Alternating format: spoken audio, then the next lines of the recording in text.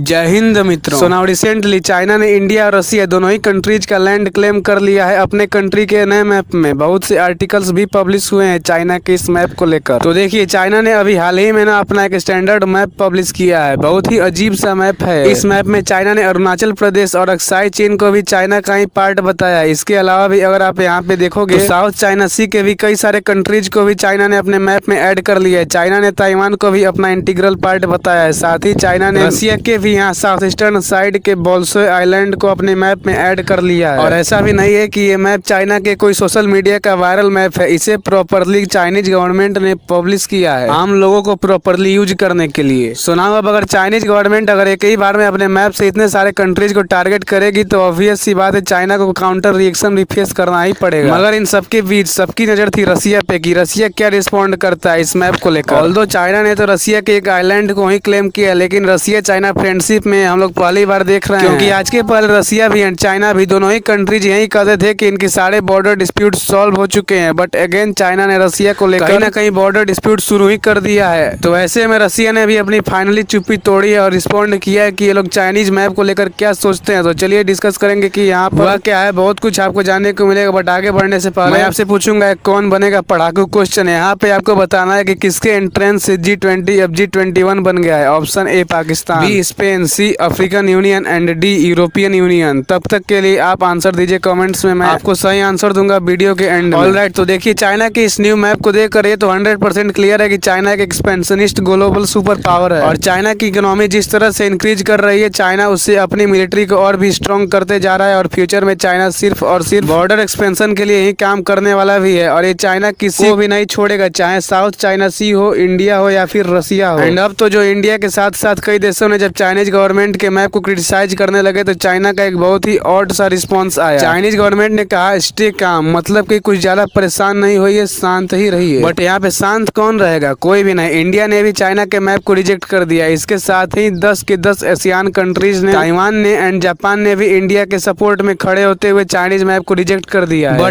But यहाँ पे मैं आपको बताता हूँ कि यहाँ पर ना वन कंट्री अभी भी बिल्कुल चुप है। वो अभी भी चाइना को क्रिटिसाइज नहीं कर रहा है और वो कंट्री है रसिया। ना यहाँ पे मैं आपको मैप में दिखाना चाहता हूँ एक बार। सबसे पहले तो ये रहा हमारा प्यारा भारत, ये रहा चाइना एंड ये रहा रसिया। यहाँ पे आप रसिया एंड चाइना के बॉर्डर पे रसिया में आप लोग देख पा रहे होंगे, ये है बोल्सोय आइलैंड। ये बोल्सोय आइलैंड रसिया का इंटीग्रल पार्ट है, लेकिन इस नए मैप के अकॉर्डिंग चाइना ने इसे खुद का पार्ट बना दिया है। एंड इन चीजों की वजह से ना आप देखिए पूरे यूक्रेन में खुशी का माहौल छाया हुआ है। वेस्टर्न मीडिया भी बहुत खुश है क्योंकि रसिया का जो मास्टर प्लान था वो यूक्रेन को कैप्चर कर लेगा और इसमें उसे चाइना को भी सपोर्ट रहेगा। ये सब टूटते हुए नजर आ रहा है। सिचुएशन तो ये हो गया कि चाइना रसिया को सपोर्ट करने की जगह उसके वीकनेस और डिपेंडेंसी का फायदा उठाने लग गया है। एंड देखिए मैं यहाँ पे आपको बताता हूँ कि ये तो अभी बस शुरुआत है। आने वाले डिकेड्स में तो चाइना रसिया के ईस्टर्न रीजन पर अपना क्लेम करना शुरू कर देगा। मुझे आज भी याद है, आज से 3 इयर्स एगो जुलाई 2020 में चाइनीज लोगों में एक ना जाने कैसा मोटिवेशन आ गया था और ये चाइनीज लोग रसिया के व्लादिवोस्तोक पर क्लेम करने लग गए थे। बट 2020 में आप देखोगे तो रसिया का उस टाइम पे काफी strong global status and position था। बट रिसेंट टाइम में रसिया यूक्रेन के साथ वार में बिजी है। रसिया इस वक्त चाइना पे काफी हद तक इकोनॉमिकली डिपेंडेंट भी है। इनफैक्ट रशियन गवर्नमेंट से जब इस मैप को लेकर ओपिनियन मांगा गया तो उनका कहना है कि यहाँ बोल्सोय आइलैंड को लेकर रसिया एंड चाइना के बीच में एक इशू था, बट 2005 में एक एग्रीमेंट के अकॉर्डिंग इस आइलैंड को लेकर सारे इशू सॉल्व कर लिए गए थे। एंड अगर अब भी कोई इशू होगा तो ये हम लोग मिल के सॉल्व कर लेंगे। तो यहाँ पे आप लोग देख सकते हैं कि रसिया कितने केयरफुली अपने वर्ड्स रख रहा है। एंड इतना सब कुछ होने के बावजूद भी रसिया का चाइना को लेकर थोड़ा भी र्यूड एटीट्यूड नहीं है। बाकी रियलिटी तो यही है कि रसिया ऑलरेडी यूक्रेन वार की वजह से इतने सारे सैंक्शंस लगे हुए हैं कि रसिया चाइना के अगेंस्ट जा ही नहीं सकता और वो चाइना से रिलेशंस भी खराब नहीं करना चाहता है। और मजबूरी में रसिया को न्यू चाइनीज मैप एक्सेप्ट करना पड़ रहा है। अब यहाँ पे आप लोगों के मन में आ रहा हो कि चलो बेचारे रसिया का तो रिएक्शन बहुत ही डिसअपॉइंटिंग है, बट हम लोग क्या कर सकते हैं? चाइना हमारे लैंड पे जो क्लेम कर रहा है इसे काउंटर करने के लिए हम क्या करें? देखिए जी, इसके लिए मेरे पास में एक इफेक्टिव आइडिया है। तो समझिए, सबसे पहले तो भारत सरकार को ना कोई वेबसाइट बनवाना चाहिए जो पूरे वर्ल्ड के लिए 100% फ्री हो। एंड उस वेबसाइट पर इंडिया के हर तरह के मैप्स अवेलेबल हो, चाहे वो पॉलिटिकल मैप हो या फिजिकल मैप हो या कोई भी डिजाइन वाले मैप हो। और इन सभी मैप्स में यूके, अक्साई चीन और अरुणाचल प्रदेश को इंडिया में दिखाया जाए। और साथ ही चाइना में ये जो तिब्बत है, तो इन मैप्स में तिब्बत को भी एक इंडिपेंडेंट कंट्री की तरह दिखाया जाना चाहिए। और इन सभी मैप्स को जब इंडियन गवर्नमेंट पब्लिश करना शुरू करेगी ना, तभी जाके चाइना सुधरेगा। सुनाओ, मेरे इस आइडिया पे मैं आपका भी एक बार को ओपिनियन जानना चाहूंगा। सो प्लीज आप लोग अपना ओपिनियन कमेंट्स में जरूर बताइएगा। ऑलराइट, तो चलिए अब वापिस आते हैं अपने इस क्वेश्चन पे कि किसके एंट्री से G20 अब G21 बन गया। तो देखिए करेक्ट ऑप्शन होगा सी, अफ्रीकन यूनियन। देखिए 9 सितंबर को हुए G20 के समिट के दिन अफ्रीकन यूनियन भी G20 में एंट्री कर लिया और अब ये G20 ना कहलाकर G21 कहलाता है। तो आई होप आपको इस वीडियो से कुछ नया इन्फॉर्मेशन जरूर मिला होगा। तो इसी नोट के साथ वीडियो को यहीं पे एंड करते हैं। Please like share subscribe and press bell icon. धन्यवाद।